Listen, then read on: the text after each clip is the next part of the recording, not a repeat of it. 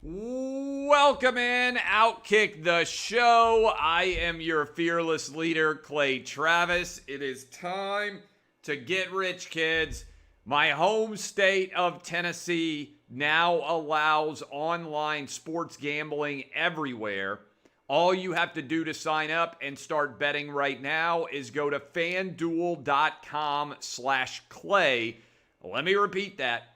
FanDuel.com/Clay. Early offers today. The Titans play against the Bengals. If the Titans score 3 or more points, you get $50, even money. Doesn't matter what the score of the game is, as long as the Titans score at least 3.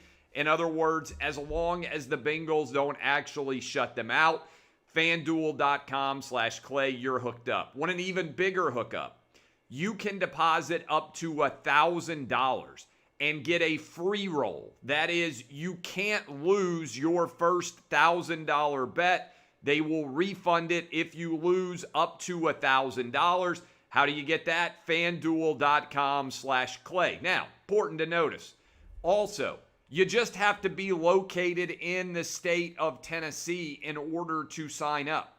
So if you live in one of the 8 bordering states, if you're watching me right now in North Alabama, North Georgia, Western North Carolina, Southern Kentucky, Arkansas, Missouri, all these different states, Mississippi, if you are close to the state of Tennessee border, you can drive across the line, get gas, get groceries, whatever, make your bets, and be paid out wherever you live. That money will hit your account.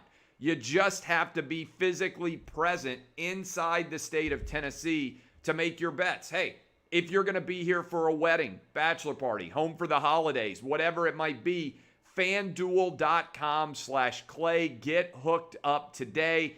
FanDuel.com/Clay. You will be glad that you did it. FanDuel.com/Clay.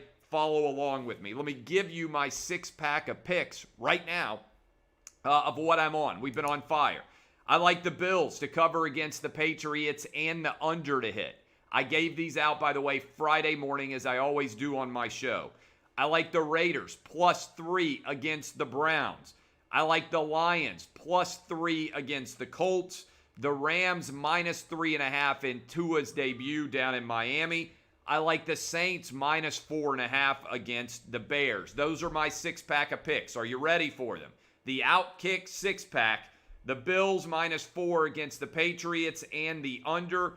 The Raiders +3, the Lions +3, the Rams -3.5, and the Saints -4.5. Those are all of my picks. All right, we got a lot of different things to get into that we learned yesterday in the universe of college football. Let me hit a bunch of different things right off the top here. First of all, my new Outkick Top 10.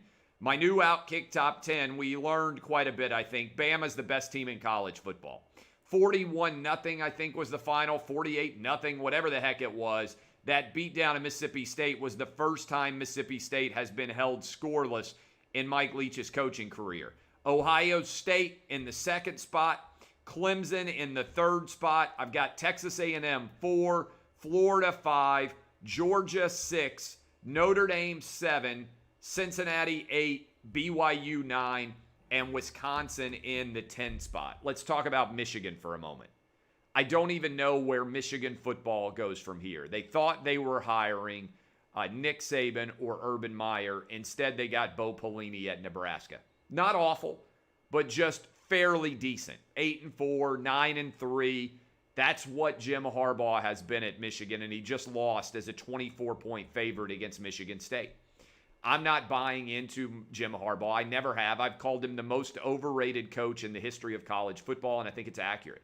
But where does Michigan go from here? It seems like Harbaugh probably would prefer the NFL. He's never been able to find a quarterback that's a difference maker at Michigan. This is now his 6th year.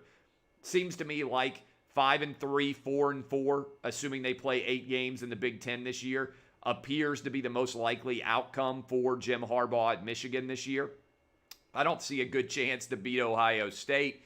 And so 6 straight losses probably coming to Ohio State. What does Harbaugh do?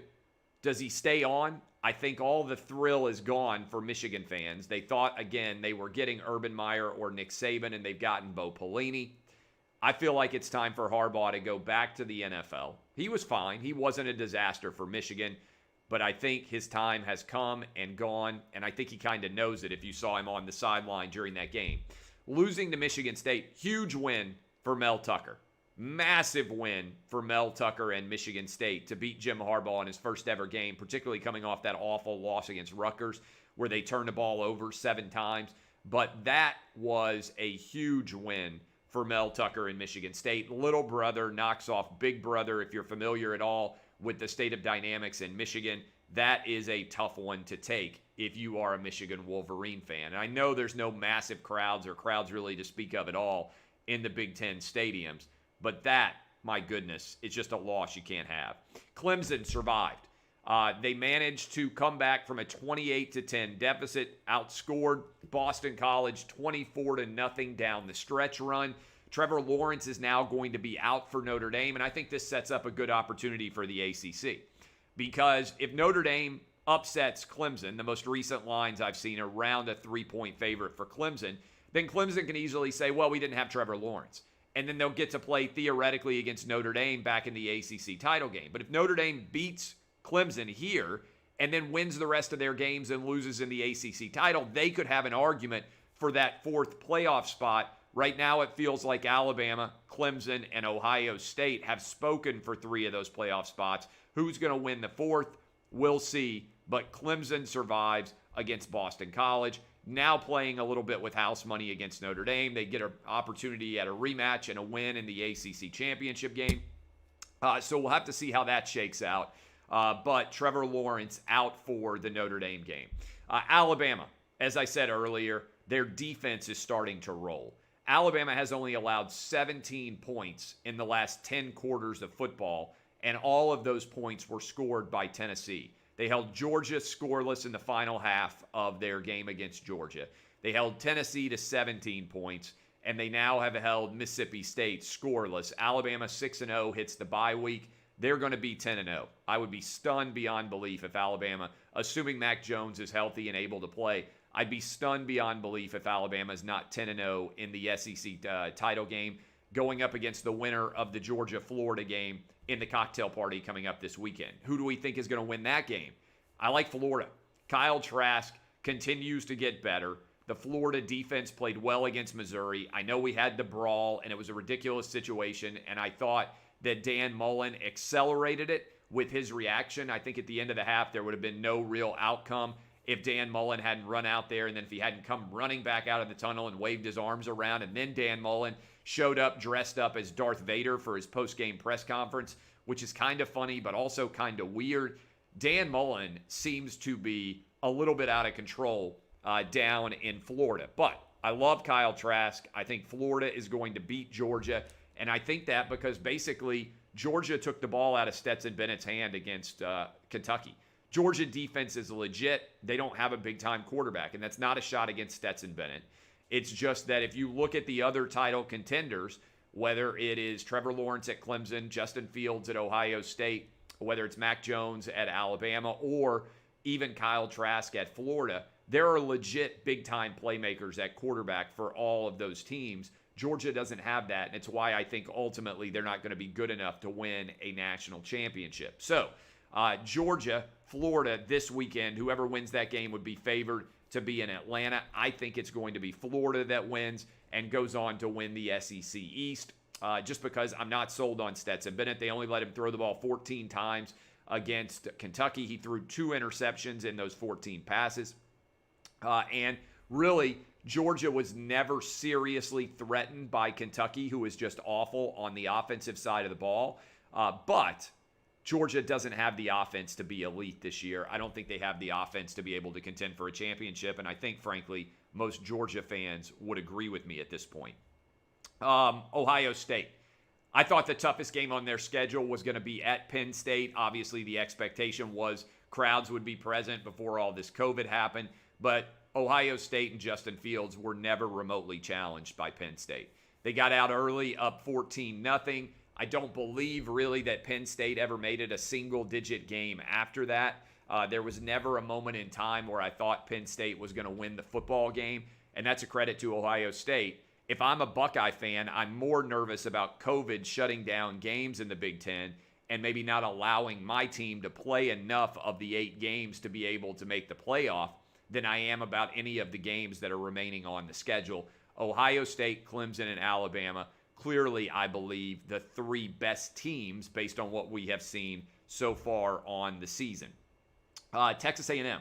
I want to say this. Texas A&M got to 4-1, and they are a shadow chance team to get to 9-1. We talk about who that 4th playoff contender could be. Notre Dame, Texas A&M, Florida, and Georgia. I think all of those teams have decent shots at the playoff because the Pac-12, which doesn't start until this coming weekend, 6 days from now, and also because the Big 12 with the Oklahoma State loss to Texas has effectively played itself out of the playoff picture in my mind. Only one team in the Big 12 has one loss. That's Oklahoma State, who just lost to Texas.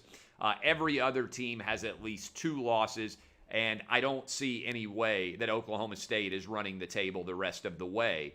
And so as a result, I think the Big 12 is out of the playoff picture. That means that 4th playoff spot is going to be open. Maybe somebody in the Pac-12 can go undefeated, but I'm not sure they play enough games. Don't sleep on Texas A&M. We already know Florida or Georgia would have to beat Alabama in the SEC championship game. Wisconsin, if they ever get to play again, floating around out there. Notre Dame as well. But we will have to see exactly what ends up happening as that season moves forward. All right, want to reiterate again, go to FanDuel.com/Clay right now. Get signed up. Sports gambling is legal all over the state of Tennessee. FanDuel.com/Clay. Get your bets in. Up to $1,000 no-risk first bet for you. Pick your side well. It'll get refunded for you if you go ahead and deposit $1,000. Also, again, $50 free basically if you take the Titans to score at least 3 points in a little less than an hour when they are kicking off against the Cincinnati Bengals as a touchdown favorite in that game. I appreciate all of you for hanging out with me. This has been, and always is, quite a lot of fun to hang out with you guys. I hope you had a spectacular Halloween. My neighborhood felt almost 100% normal. My kids were out and about. They had an incredible time, and I appreciate all of you for hanging out. One more time, FanDuel.com/Clay. Go get hooked up now. Get your bets in. I will talk to you guys on the radio show tomorrow, television show, everything else. I appreciate all of you. DBAP, unless you need to SBAP. Happy Halloween. I hope you had a normal Halloween weekend. This has been Outkick the Show, and I am Clay Travis. Get the bets in. Get rich, kids, at FanDuel.com/Clay.